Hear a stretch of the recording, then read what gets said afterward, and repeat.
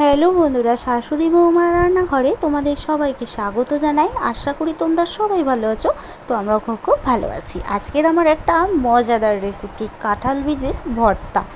তো বন্ধুরা চলো, কাঁঠাল বীজগুলো দেখতেই পাচ্ছ এখানে নিয়ে নিয়েছি, দিয়ে এবার চাপা দিয়ে দিলাম। কিছুক্ষণ পরেই দেখো কাঁঠাল বীজগুলো আমার চোখলা ছাড়িয়ে কাটা হয়ে গেছে।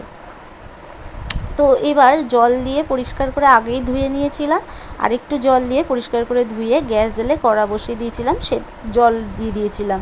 এবার জলে দেখো কাঁঠাল বীজগুলো দিয়ে দিলাম সেদ্ধ হওয়ার জন্য। তো বীজগুলো কিন্তু একদম সুন্দরভাবে সিদ্ধ হয়ে গেছে, আর জলের রঙটা দেখছো লাল হয়ে গেছে। তো সিদ্ধ হয়ে গেছে, তোমরা দেখতেই পাচ্ছ। তো এবার আমি কিন্তু গ্যাসের ফ্লেম অফ করে কাঁঠাল বীজগুলোকে নামিয়ে নেব। তো দেখো জল ঝরিয়ে রেখেছিলাম। এবার আমি শিলে কিন্তু কাঁঠাল বীজগুলো আধ বাটা করে বেটে নেব।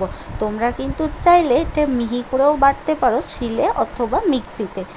তো দেখো এবার শুকনো খোলায় আমি 4টে শুকনো লঙ্কা দিয়ে ভালো করে নেড়ে চেড়ে শুকনো লঙ্কাটা ভেজে তুলে নেব, একই সাথে বেটে নেব। দেখতেই পাচ্ছ শুকনো লঙ্কাগুলো কিন্তু আমি কাঁঠাল বীজের সাথে বেটে নেবো। তারপরে ওই কড়াতেই অল্প পরিমাণে তেল দিলাম, আর দিয়ে দিয়েছি চিড়ে রাখা রসুন আর পেঁয়াজ দিয়ে ভালো করে নাড়াচাড়া দিয়ে ভেজে নেবো লাল লাল করে।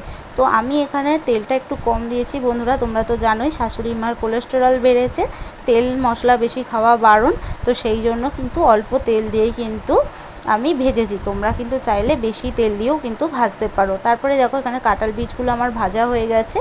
তো এবার কাঁঠাল বীজ, ভাজা নয়, কাঁঠাল বীজগুলো কিন্তু আমার এখানে বাটা হয়ে গেছে। তারপরে আমি কিন্তু ভেজে রাখা পেঁয়াজ আর রসুনটা শিলের মধ্যে নিয়ে নেব, দিয়ে একটু স্বাদ মতো লবণ দিয়ে কিন্তু আমি বেটে নেব।